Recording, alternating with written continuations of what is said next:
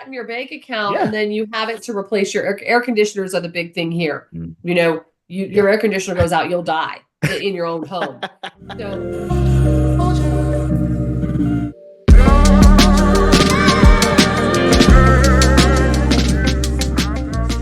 all right, now Listen, I'll calm down and stop cussing. you can listen. It's raw. It's uncut. I put little bleeps in mine sometimes to make it funny, so it's okay. If you happen to say something a little spicy, it's okay. It's not a Okay. big deal. All right. So, well, Miss Kellie James, this is going to be a first for me, at least having another loan officer here. But Okay. I want you to introduce yourself because you're in a totally different market than the Hmm. Tennessee market I'm in. So you can kind of give a backstory. Where you currently work, how long you've been doing it for, and the company. Yeah. Okay. All right. Well, I got into mortgage lending in June of 2000. Mm. So it's been quite a long time, almost Yeah. 25 years. I started out in the car business and went from auto financing over to mortgage lending for GMAC Mortgage, which, that used to be just an auto lending company. Mm. Yeah. But that's where I got my start. And I have made a couple of changes throughout my career uh, due to market conditions, but I've been with Prime Lending now for 8 years. So I am with Prime Lending Yeah. and we lend in 48 of the 50 states. But my primary market is Arizona. Nice. Yeah, yeah, no, and I know you and I kind of, came across each other in the core. Yes, Good old Hal Dang. So, yes. I wanted him on here, but Kellen in our office already set up something with him, and I'm like, cool. So I've already shunned Hal from it. He's like, oh, I want to go on. I'll do it. I'll do it. I was like, I'm good. I'm good. Like I'm hurt. I was like, I take it Well, very personal. I was like, if no, I'm he good. if he coaches Kellen too, don't you But he have to? doesn't. He doesn't. That's the thing. Oh, well, Uh, he's Mm, trying to, mhm. build that relationship so he will. Oh yeah, yeah. So I was like, okay, well, he's on my shit list right now. So I was like, it He is what is it the is. best though. He's Yeah, the reason I don't ever want to move. yeah.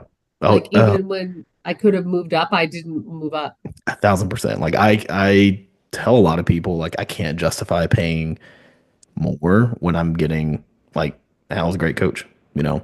The best. Yeah, yeah. So so yeah, you and I connected and through the core. And I know me being in Tennessee, I'm not licensed in as many as the 48 states like you are, but we're in, pretty much in the vicinity around us, because obviously we're a heavy VA market. So we try Hmm. to be licensed in a lot of the VA heavy areas, right? So, and I know Arizona's a hell of a lot more, different market than it is here. Like that I do know. Oh, So yes. so let me ask you this. Okay. So our market, it's still I know it's still considered a buyer's market for sure. Mhm. Okay. Because tons of inventory, sellers are willing to unload, they're willing to pay whatever to get, their house under contract. But I know there's different pockets in Arizona where that's just not the case. And I know because Right. I've seen there's another core guy, Greg Gale, I think. Oh, yeah. Yeah, I've heard some of his videos where, yeah, there's bidding war still. And I'm like, even when they're absolutely.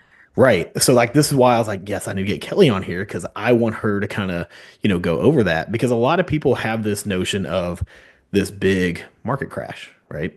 And I think it's just because a big social media influence has a lot to do with it because everything like now is everybody's news information is TikTok. Okay. It is what it is. Like, I know. so it's like TikTok is the information for a lot of people, but to us and the professionals in the industry, it's no matter what we say, okay, we're going to be deemed as salesmen or saleswomen. We're like we are sales. So already people have like if they've never bought a house before and they don't really know any better, if you kind of and I encourage you one day. I know you may not. You may not. Do you have TikTok? But Do you I, have? well, my age is reflected right now. I have it just so that I can Okay. see certain Yes. things that my children may send me to look at, Okay. but Perfect. I I do not get on it, but I know that when I was shocked when my 25-year-old, Mm, when they were talking about taking it away, yeah, she was like, it's just devastating. take my life. It's Just my life will be over. And I was like, what? Because I would rather her yeah, not, but right. would never advertise on it. Yeah. But maybe but that's just because I don't know what I'm doing on it. Well, the reason why I ask that is if you look up certain videos, again, like mortgage related, and you just click on the comments and you start scrolling through, it's almost like there's so much defensiveness with a lot of people of like if we're trying to inform people about the market, like, hey, if you wait to buy when the rates get cheap, when the rates lower, things get a lot more competitive, so it's just more money out of pocket. It's simple, right? But when a lot of people hear that, they're like, well, you're just telling us to buy now so you can get a commission. So you're just telling us this. So you know what I'm saying? So like we already have kind of like a disadvantage regardless, just due to the nature of the business we're in. Like it is what it is. So I think though that that's more against the realtors, and so I partner myself with the agents right. to support what they are saying. Yeah. And then if you give the dates to back it up, like we saw it, we saw Oh, it in 2020 for sure. yeah, no, 1,000%. But I'm the same way, right? So a lot of my agents, like we can go deep, like we can talk numbers, we can show you stats, like it's proven. But again, at the end of the day, just again because the field we're in, it is a lot of pushback. And again, it's not really for people who's went through the ringer, who's bought a house before. That's the first time home buyers, the ones who have never bought a house before. They're trying to do all this research, and they just go down Right. a rabbit hole. But kind of going back to my point is a lot of people are just looking around in their current market, right? So we could just take somebody in. I'll give you a good example. There's a city here in Tennessee called Dover, Tennessee. Okay, it's BFE. Okay, there's nothing out there, but it's starting to develop a little bit. But houses will sit a lot longer because it's just like a really untapped area. Clarksville, where I'm at, houses move pretty steadily. It's not like they're not flying off the shelves, but I think we're on the market about 60 days, roughly average. Mm-hmm. So it's still it's I would consider that a little bit more normal, but a lot of people have when the chaotic times of like, dude, just put a, for sale sign in your front yard and it's sold. A lot of people have that mentality and they freak out when the house hasn't sold in 2 weeks. So people start freaking Right. out. But again, that's why I brought you on because I know in pockets of Arizona, there's still bidding wars, which is insane. No, I've had for the last few weeks. I mean, it's obviously picked up. Like I went Yeah. from closing a few to now, like, I've got 3 million I think in the pipe for next month, and they're Right. not refinances, they're purchases. Nice. Um, and so I'm happy for that. But I all of a sudden every weekend clients were getting Hmm. bid out. Like so the young couple that I'm closing the beginning of April, they missed out on three houses before they got to the fourth one. See, that's And crazy. for first time home buyers, that is dangerous too because it's in that price point that keeps their Mm, payment maybe 3,000 and below. hmm. And and then those houses get listed, those start to go quicker. Like if you're in the Yeah. $1 million range, they sit a lot longer. The Right. jumbo Hmm. properties sit longer. But in that 350 to $400,000 range, Hmm. yeah, multiple offers because that's what the first time buyers can afford. Well, I mean, Yeah. the strong first time buyers. Yeah. Yeah. And I it's mean, just that's a funny. Well, it's funny that you say these price points, Kelly, because when we talk about first time home buyers here, I mean, people want their payment to be like, hey, I got a cap of 1,500. And I'm like, ooh. no, they could find nothing here. Right. I do have some buyers who Yeah. are older on fixed income Hmm. and they need down payment assistance Hmm. and they want their payment to be at 1,000. And when they said that, I thought, oh my Yeah. goodness, but they're looking at there's a lot of manufactured home areas here. We have Yeah. a big retirement community. Sure. And then we have the Air Force Base too. Like in the girl at our company in Yuma, Mm, she's huge VA. And I do a lot of VA just because a lot of veterans have right. retired and Yep. they purchase here as well. But they have communities where there's park models, Mhm. like where you don't own the land. Yep. What's that called? A chattel loan? I mean, I don't do those. Yeah, it's something quirky like that. Yeah. Yeah. But this customer might she might be in that range. However, you can't get down payment assistance for those types of properties either. Right. So I'm looking at it going, oh my gosh, what? But I just need to I need to let the realtors know what she can afford and then turn them over to a different lender, maybe. But yeah, I mean, Yeah. when first time buyers, what I find is that a lot of first time buyers that are looking at TikTok and Hmm. they don't think they can get in. They don't think Yeah. they could ever buy. And so they've Mhm. just given up. And so I love it when I can take a young person and show them, hey, you can get in. You can't live in a house that looks like your parents, Right. but you can start with, the first time buyer, a condo or a Yeah. townhome, possibly, Yeah. you know? Yeah, and I think that's huge, and I think I think you and I kind of have very similar, like I guess how do you put it, ways that we try to educate buyers because I'm the Yeah. same way. I tell a lot of people, your first house shouldn't be like the perfect dream house. It shouldn't be the house that checks off all the boxes. Like it's not super realistic. I mean, if you do great, and I think I've talked about it before when I was with an agent on here. It's, when you got your first car, most people didn't get their dream car. You didn't. You got whatever maybe mom and dad could give you, or maybe that you bought. But I could promise you, more than likely, it wasn't the dream car that you wanted. It was just something that got you from point A to point B, starter. And then, throughout Right. life, you slowly upgrade each time. And so a lot of people can't unsee that though, because I have plenty of buyers right now, plenty of pre-approvals, right?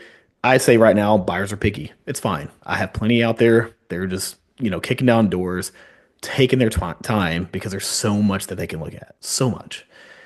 And No, so, they have to make a decision quickly here. They yes. really do. And so after they miss out on the first couple, Yeah. they will start writing an offer immediately on those ones that are 400,000 range. Yeah. Well, see, I have a couple getting ready to, PCS here.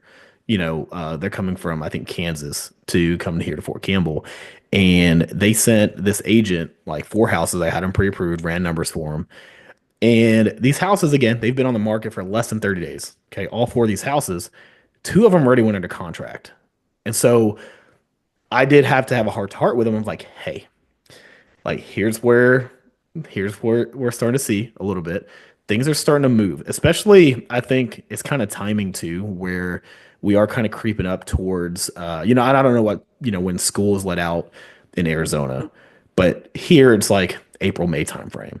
And so I know a lot of people don't move during the school year, but as soon as that school year ends, I can't tell you how many times, people will move here, they move into a house, they say the school district sucks. I'm moving to a different school district, and so that means they're packing up everything and moving to a totally different house. And so I think you're starting to see, I know in our market, you're starting to see a lot more people be a little bit more active, a lot more curiosity. And so I think there's going to be a lot more movement coming up. But it again, kind of going to my point is, rates hindered a lot of people from Mm-hmm. Mm-hmm. from doing anything. I mean, truth be told, rates hindered a lot of people from doing anything. But even with the rates the way they are, it goes to show you there's still plenty of pockets, all around where there is again like where you're at, there's competition. Like it's still very heavy. Maybe it's just not as like maybe there's just not a lot of it availability there for a lot of homes.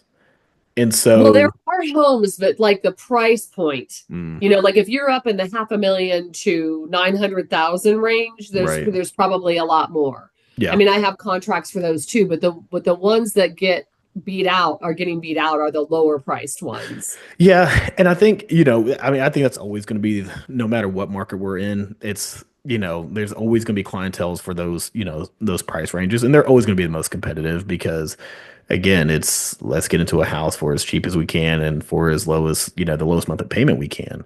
Hmm. But, we don't really have, I mean, Clarksville itself is growing, which is good. We're definitely not in like, we consider like the higher end homes like, maybe five, 600,000 up. You know what I'm saying? Like that, It's horrible. It was horrible. I just like when I have kids your age. I mean, like, my son is 28, about to be 29. Okay. How old are you? I forget. I'll be 33. Oh, okay, so you're a little older. Yeah. And my daughter's only 25 and she'll be Okay. 26. So my son bought in 2020 Okay. and 300,000 at that point got him a 2,000 square foot house on a golf course. Ooh.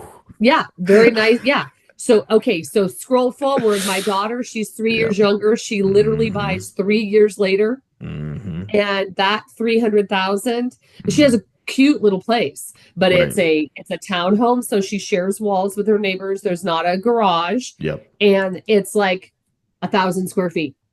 And she paid I think he paid 315. I think she paid 305.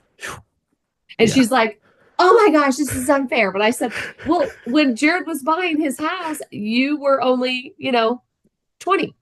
So, but that shows you how quickly it went up. Yeah. But there's outskirt areas Hmm. that are becoming more popular, and that happened in the early 2000s as well. Okay. Because as we're kind of sprawling, like you mentioned Gail, he's in the Scottsdale area, I believe, Yep. and The then Booney that's the area. hoity-toity. Everything's expensive there, and Hmm. but Gilbert and Chandler used to be the outskirts. Like if you moved here, it was like, why are Hmm. you moving there?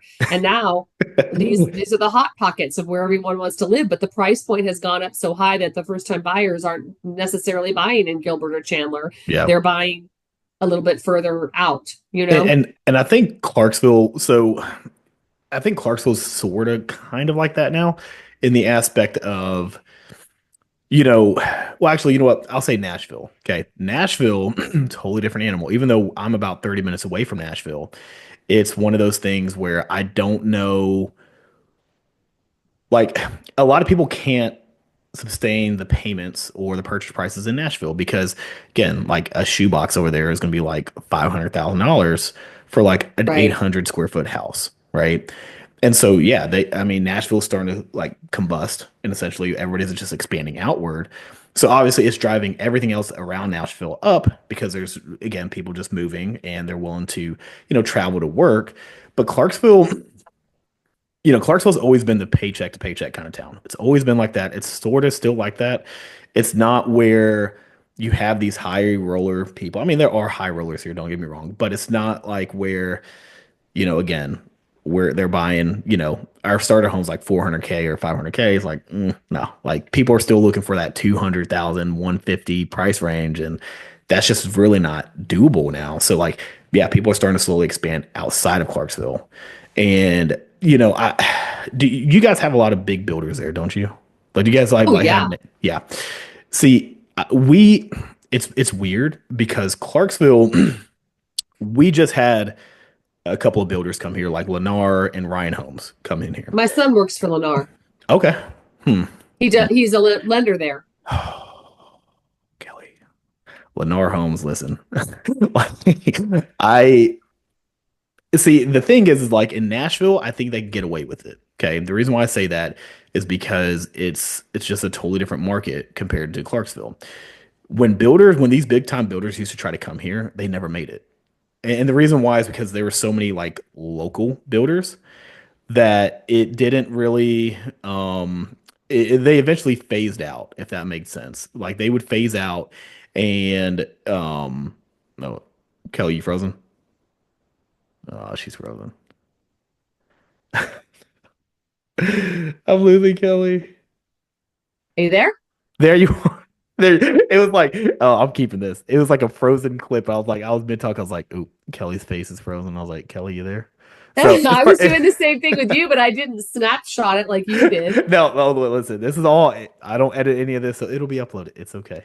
Um, but yeah, so like these big time builders, they never really made it here because Clarksville's always been like a local kind of feel. Like, hey, everybody just like wants to support local and the whole nine. So when they try to come here, they eventually just kind of phased out. They just never made it.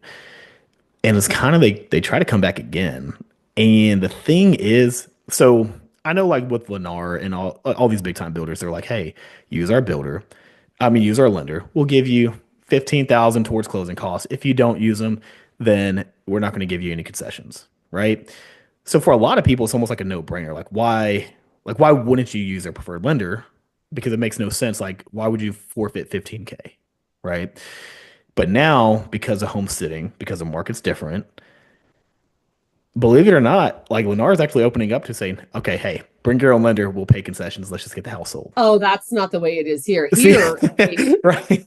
here they offer them like when we were in, close to 8, they were offering 399 with a 2-1 buy down. They like that. Oh, Jared was Kelly, closing loans at 1.7% or something like so those for those people who could not afford the payments, why wouldn't they mhm. go there? But they're not paying attention to the price of the home Yeah, whatsoever. yeah, But they don't care. And I'm no, not doing a pitch for Lennar, but like it just wants there are some builders you can definitely go against. yeah, And I'm certain and sure in certain different areas. But if I hear that it's Lennar or some of the other bigger ones, I just go, you know what? You need to go there. And I had a young man who was like, Kelly, I don't want to use their lender. It wasn't Lennar, it was a different builder, but yeah, I don't want to use their lender. And I was like, listen, you need to go with that lender. I yeah, cannot come close to that rate no yeah, matter what I do. And I know you don't like the guy, but you just need to do it. Financially, I would be doing you wrong by not letting yeah, you do it. But yeah, there's plenty of other builders to go after, yeah, you know? What yeah, I do find in this market that, like, as I was thinking before we got on, of what I wanted to say to people. So the mhm, move up buyer, those are usually the ones that can afford that bigger home mhm, at even at the higher interest rates, knowing they right, can refinance later. The biggest thing I would tell them is go get an open equity line right now today when you're not moving, because I spend all of my time trying to do bridge loans so they can mm, get access to their equity and possibly remove their contingency so that the right, seller will look at their offer. That's what I right, spend most of my day doing. mm, And that's a huge thing for me to be able to do, but not yeah. everyone qualifies with a bridge. Yeah. Yeah, so we do the same thing. We have the bridge loan too. It's not a big thing for us. It's It's not. huge here. Yeah, see, for us it's not. It's for I would say I would say mm, probably like the ones that we probably like the non-QM loans that we probably do the most would be like a DSCR. Like that's probably like we like it would probably go like DSCR, then bank statement, then like the 1 year 1099, and then probably bridge. Like bridge was probably at the bottom because it kind of the same thing, right? I think it could be utilized as a great product, but like you said, just not everybody would qualify for it. So it's such a small market, but if you can tap into that market to where people like you can find those people that can actually qualify, it's huge. It's massive. Well, every borrower that's trying to move up has this Yeah. issue. They need to get access to their equity. So Yeah. I don't think that I don't want to do HELOCs all day long, like regular, Right. just little HELOCs. Yeah. But if you're sitting there with all this equity, go get an open equity line. It costs you a couple $100. Leave it open Yeah. because 3 years from now, when you want to sell and you need to write a $10,000 earnest money check or something, Mm. you've got the money right there. Yeah. It's so, Easy but people access. don't think about it until it's too late. Then their home Yeah. is listed and then it Hmm. becomes a bridge. Yeah, yeah, no, and I think it's a really valid point. Like I like that. I like that a lot. So I guess let's just kind of circle back. So let's talk about our times during the chaotic the 2020s and 2021. Okay, obviously I think everybody's market was just absolutely slammed. Like I don't think there was not one single town in the United States where people weren't trying to scoop up something. Right. So when you guys, so back, and we're going to kind of do like a quick and out, like a comparison. So back when the rates were in twos and threes, right? What was like the craziest thing you saw a buyer offer to a seller? Oh my gosh. Well, I mean, everyone that had money Yep. was willing to pay over. Hmm. Everyone. Yep. So that's why the first time buyers just get knocked out unless they have a big savings account. Yeah. Yeah. Um, but I I don't even know. Like in my whole career, because it happened to me when you were just a baby. It happened to me in the early 2000s as Yeah. well.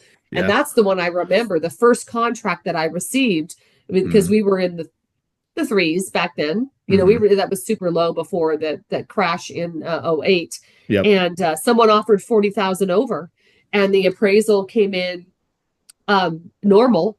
Mm. And back then we could talk to the appraisers. Yeah. And I was basically told, if you don't get this appraisal up where we need it, we're just going to fire you as the lender and go get we're going to go get our own lender with a better appraiser. And I said to the client, why would you continue on with this? Why would you pay 40,000 over knowing that, and he was like, Kelly, I just want the house. And that's what they did. They left me and went to a different lender. But he later, then 08 happened. So not only Mm. so what's the difference if you're 100,000 under or 140,000?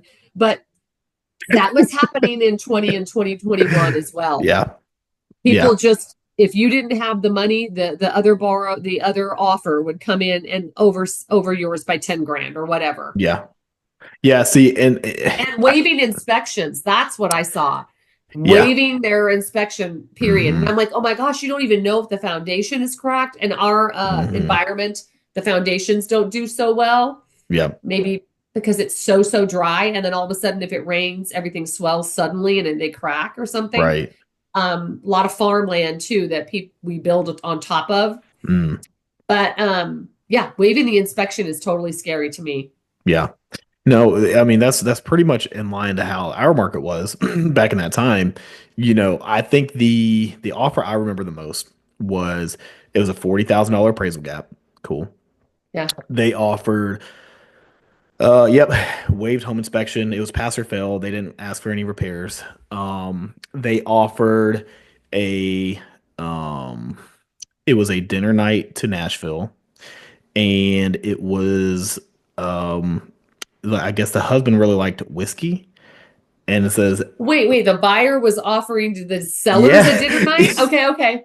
Yeah, so and then it was like some weird verbiage. It was like spouse or seller to provide name of whiskey of choice. And I was like, dude, you guys went 40K over asking. You're giving them this expensive ass dinner out in Nashville, and you're gonna let this person pick out whatever bottle of, bourbon or whiskey they want. I read it and I'm like, dude, you guys are wild. You're already going 40K over asking. You're already going over 40K. And like for this market, for our market, 10 to 20 was kind of the norm. Like, hey, we'll give you 10K, 20K. 40K was a lot. And I'm like, dude, you've already exceeded essentially what the market norm is here. And you're going above and beyond for that. And I'm like, this is crazy. Absolutely Yeah, in crazy. my neighborhood, one went for 100 over because they wanted to be in here so badly. I mean, I love my neighborhood, but I Yeah. still think that's crazy. And you made me think of something because they do get creative. And this Yeah. was more just creativity to set them apart. Hmm. I remember receiving looking at an offer that was accepted, and the buyer had written in that they would deliver pizzas on and sodas and waters on moving day. Right. And but I bet that just made the seller go, oh, these people are funny. I Yeah. like them. So Yeah. it I guess it hasn't gotten quite that crazy yet, but I do. My first time buyers get really stressed out and nervous because they have to make a decision quickly. Yeah. You don't get to hem haw around about it. They do, and then they Yeah. lose one or two, and then they're like, okay, we got to make a decision quick, and it just makes them stressed out. Yeah, see, I really think that's really good perspective, right? Because again, kind of how we started this whole conversation was there's too many people who look at their current area that they live in, or that maybe they're trying to buy in, and maybe things aren't moving. Like maybe Clarksville, right? Again, 60-day average. I wouldn't say that's slow, but it's a little bit more than the norm, like 45 days. But it's not anything wild, right? But I think a lot of people again they try to do their own homework. They get on TikTok, they get on Facebook, they get on Instagram, they do all their social media search, and then they finally come to the conclusion of like, well, maybe I shouldn't buy right now because I feel Oh, like there's going to be a crash, right? Because everything's alluding to, oh well, houses are sitting, nobody's being able to buy, at some point, the sellers aren't going to have, enough time to sell, so they're just going to have to let go of the property. And I was like, I was like, the only thing that a lot of people allude to is 2008 because that's all people really know is 2008 and the big market crash. But right. And the their pro parents probably fear it. that's it is Their parents are fearful because we didn't see it coming. My right. husband came home and said, "Oh my God." we need to sell our house. My boss was from California and he said we need to sell our house today. And it had doubled. We bought it for 225 and we could have sold it for 450 and that would have changed our lives because we were Right. young parents. Yeah. And I was like, that's the most stupid thing I've ever heard of. And, you know, and now I still own that home today. It Nice. fell all the way down to 180. We were upside down or whatever. Yeah. And then now it's, I don't know, 650 or so. So, and I rent it out and it's, Nice. that's going to be my retirement. Yeah. But I No, tell absolutely. people, if you'll just hold, Yeah. if you hold through anything, Yeah. you'll be okay. Yeah. And we have so many we have so many new jobs coming to Arizona because it's cheap for business owners to run. Like Hmm. there's this huge chip plant that's going out on the west side. And I tell people, if you look at all these centers that are opening, bringing all these jobs, people have to move here. People will continue Yeah. to move here. Californians are moving here. Hmm. They can't afford to rebuild if their house burned down. So they're See, all coming to here or Nevada. yeah. I wanted to say another thing too, that's different about my market than yours. So if you look across the US and you look at Hmm. different states and what the busy time is, the summer is a very busy time for a lot of states. Right. Our weather is different. Mm. We have school that runs all year and we have some school that's out in May or June. But here you can go to any school you want. Like I can live here in Gilbert and if I can go out of district to Chandler. It's really makes sports kind of, it's kind of Lopsided. unfair. Like you, Yeah, some of the schools have rockin' teams, yeah. but it gets so hot here Yeah. that people stop moving and looking in July and August. It's almost too hot already. Like I was at a spring training game yesterday, 90 degrees. It was freaking way too hot. Mm. And so it stops moving. Like August, is terrible for me. And Yeah. October is usually terrible for me just because people weren't looking in August. Yeah. They don't start until September, and so now Hmm. they're going to close in November maybe. But it's 120 over 120 here in July and August. Yeah. It's I mhm. complain about our heat because, like, it's different. It's like I consider it's a different kind of heat. You guys got dry heat. We have it's more humidity, right? It's more humid. So, if we have a temperature of like, say 95, it could easily feel like 102, 105 with the heat index because of the humidity, right? And so I remember, um, so when I went to Vegas, right? So when I went to Vegas for my competition last year, and it was in May, and I'm like, I was like, it's a dry heat. It's a totally different heat. And so, but I was like, it gets toasty really quick. And I was like, this was it. Like, this was, yeah, early May. And I was like, man, I cannot fathom what it's going to be like in, like you said, like August, like the midst of like June, July, August. I couldn't even fathom it because I was like, I was even hot in May. And I'm like, this No, is, exactly. And it gets freezing at night yeah. because there's no moisture to hold the Yeah. heat in. So like Hmm. if you're in the desert, you'll die. You can freeze to death, even though it was Oh, that's 100 so degrees crazy. in the That's so day. crazy. But I mean, I love it here, but Yeah. it definitely second home up north or somewhere is in my future because I can't. Every Yeah. year that I get older, I'm like, I cannot live through this. But getting in and out of the car to look at houses or Yeah. to purchase vehicles, Hmm. those types of things slow down when other parts of the country they may be busier because Right. we just don't leave the house. That's why we don't go on daylight savings. We don't want the sun to be up. We want to have Yeah. some time, without the sun. Yeah. Yeah, I mean, that's fair. That's very, very fair statement. So we'll get ready to wrap it up here soon, but I really think you kind of bring some good insight of why it's important to not just really focus on, it's not really necessarily looking at like your current market per se, because and making a judgment of like, should you buy a home or not? Okay. Because I think a lot of people, again, we were just talking about 2008. That's the only reference people have of really comparing 2008 and here. And I'm like, guys, it's just two totally different scenarios. Like it's way different now. Like you said, hey, we can't cherry pick appraisers. We can't do any of that. Well, we That's could the lending that we were doing when I got in the business in 2000, I worked for mm, General Motors and I could do a loan for any GM employee in the country, right. a mechanic, a salesperson, a dealer owner, anybody who worked for General Motors. No income docs, Mm, no asset docs, no appraisal, nothing. So Yeah. I was like, I do 25 loans a month. I was just, killing it. I just Yeah. worked my dealerships. And then one day, so I did a loan for someone else and I heard someone screaming my name from the other side of the office. And I walk over and the underwriter's like, I need some pay stubs. And I was like, why would I need a pay stub? Like who would need that? And we went to 100%. I Oof. mean, I remember the last no income, no asset bank statement loan for a guy and his wife, and they both had careers that had, self-employed income. No, Hmm. Hmm. they complained about needing to give $500 to get into that house. And it was probably a $400,000 house. Yeah.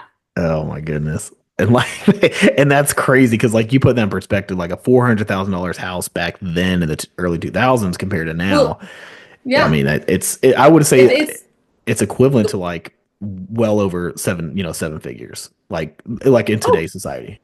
I'm sure that yeah, they're fine. Yeah. But I remember that at the closing table, he was a brat. I won't say his name, but like I just a terrible, terrible, just entitled. And so Yeah. at closing, he was, pushing back against the $500 he had to bring to closing.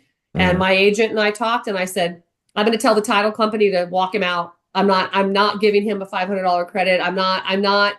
This is something he's known about, Yep. you know. And so the title company said, okay, you can go ahead and walk away. Because I just would had it with him.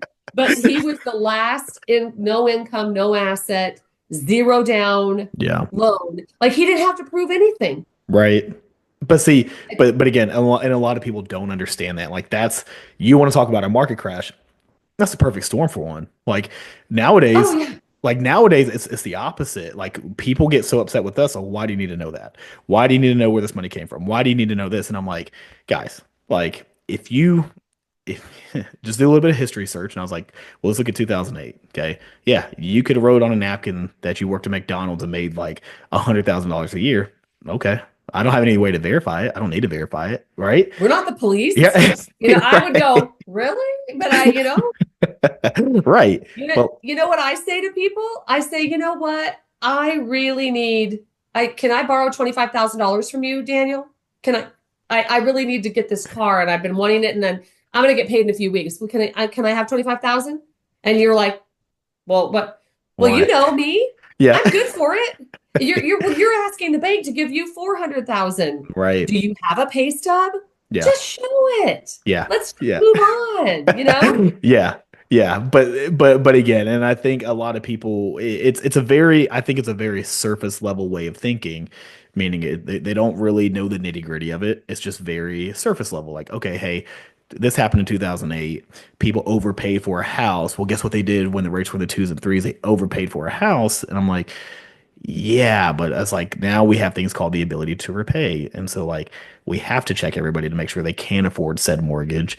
And Right. we're selling them houses or we're not selling them, but they're buying houses at appraise, for what what they were buying it for. It was their option to go even over asking and pay the appraisal gap during that time. But like now if you look at it, look at how much equity they have. Like most people have, I would say majority of people have already recouped what they overpaid Oh, for sure. by a lot. It's a wealth building tool. And if Yep. you teach young people that, then Yep. that's exactly what I did with my kids and I did it with their friends and any Yep. young person I can talk to, like this will help you build wealth. Yeah. If It, you it's just got to true. get in the game.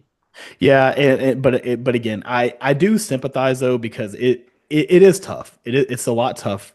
It's a lot tougher for people to buy a house now. And I will say because the Oh yeah. income wages compared to, the cost of living, it has not caught up. And I understand people like that. Like that's a totally different story. I will say there are options to help to get into certain houses, even with the scenario you're in.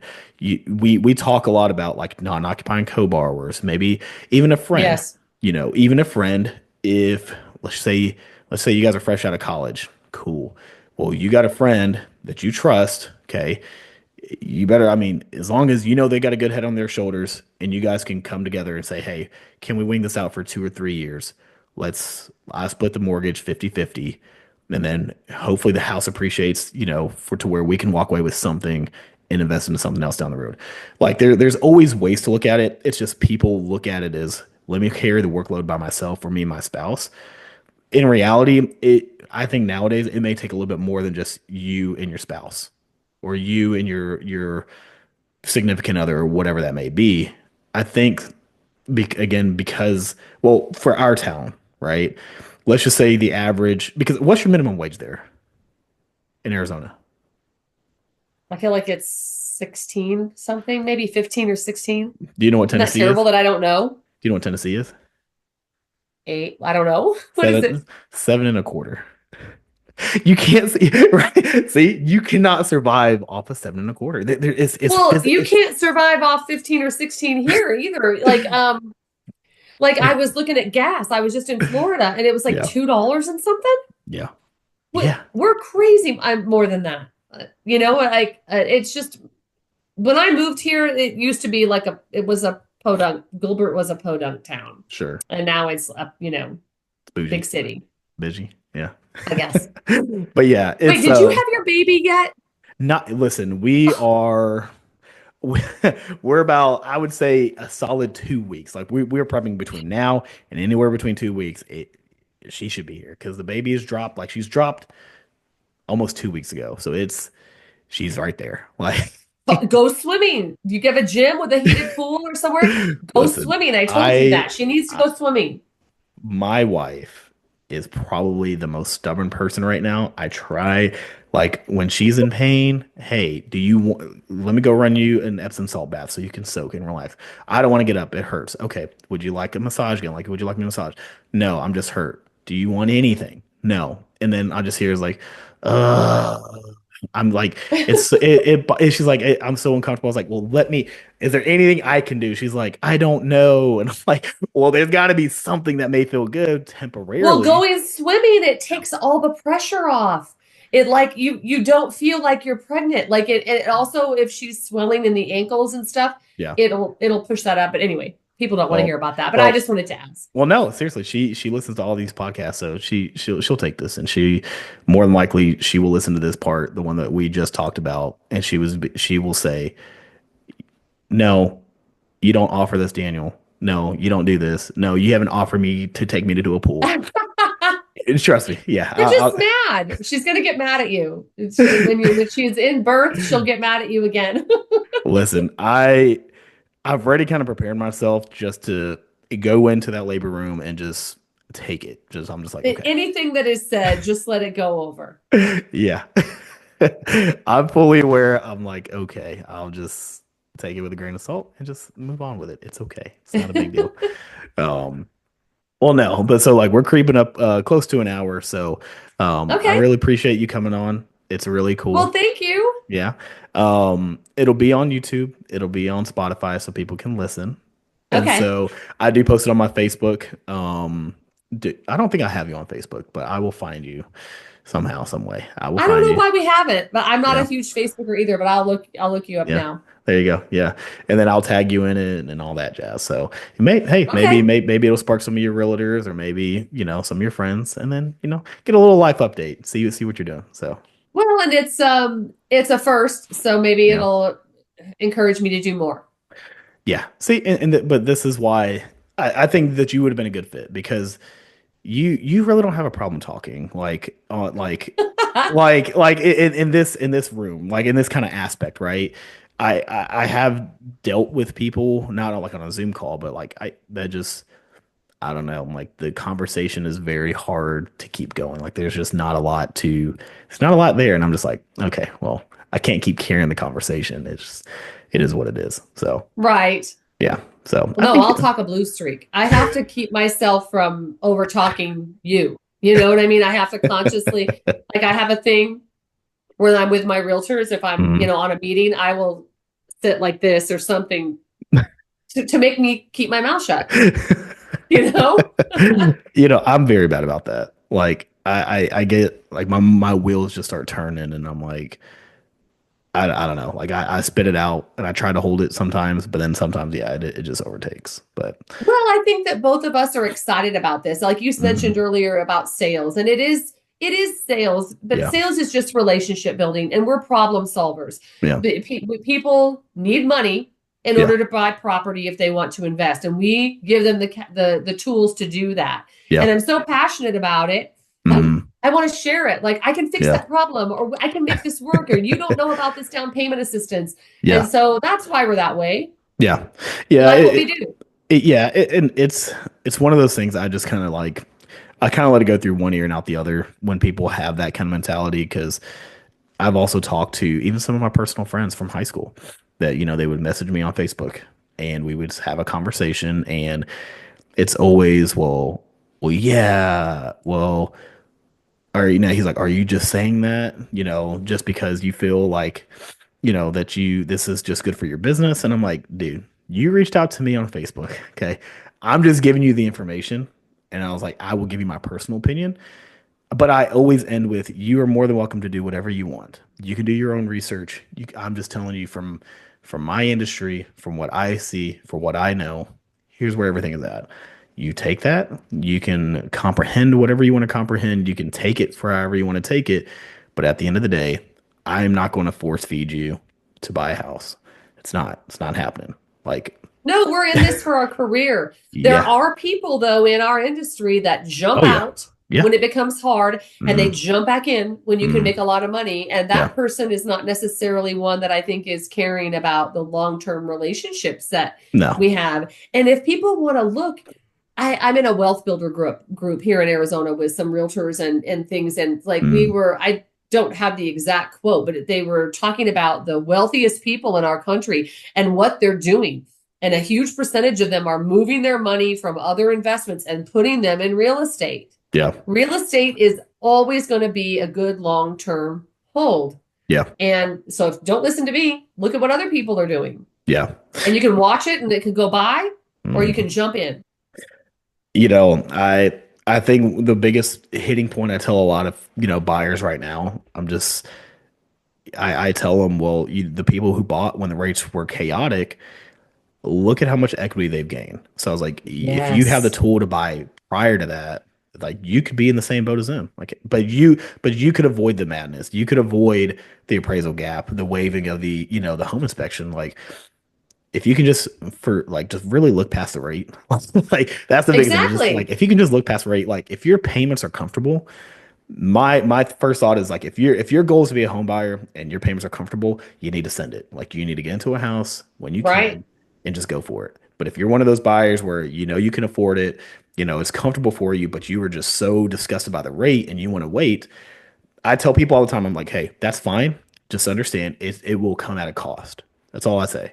It comes at a cost. Mm-hmm. And if you're okay with that, then I'm okay with it. I will stay in contact with you when you're ready to buy. I'm here for you. But if you want to wait, my biggest tip to you is just save up more money because you're going to need it. Yeah. Yeah, Yeah. seriously. Yeah.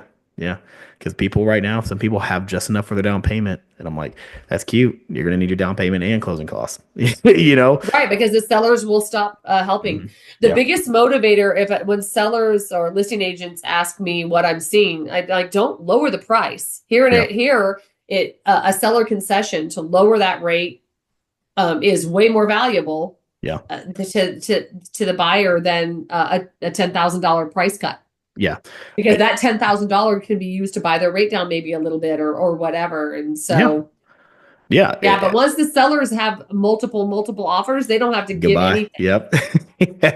Yeah. And I think that's one of the other key points I definitely hit on is my rule of thumb is, hey, every 10,000 that you finance or take off of our purchase price, it only knocks off about 50 to 60 bucks per month. Right. And so I was like, or we could put the 10K towards a discount point and maybe knock off 120 if we're lucky, Or a temporary buy down. Yeah, or a temporary Let buy it down. take off Yeah. several hundred Yeah. for the first couple of years. Yeah.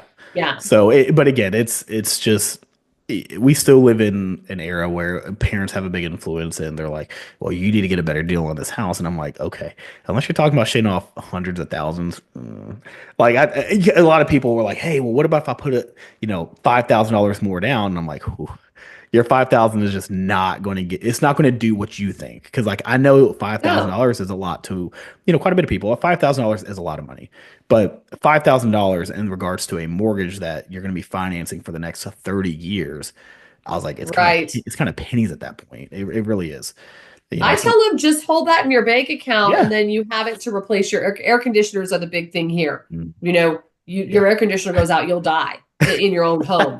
So, and I'm not joking. People die every year, Daniel. So, and you got to pay 10 grand or what, That's 12 grand or crazy. whatever the AC unit costs. Stick that in a savings account and save it Yeah. for when you're going to have to replace the air conditioner. Yeah. I'm definitely going to use that as our opening clip to get people in. The air conditioner. Yeah, that's going to be great. All right. Well, I look forward to seeing it. Yeah. So I'll catch you next week on Okay. our call. Yeah. And yeah, I appreciate you coming on, Kelly. Thank you for asking me, Daniel. Have a great Yeah. day. All right. Bye, Kelly. Bye. Every single beef, I had to let it be. Spend a lot of time wasting energy. That ain't made sense to me logically. But I feel way better.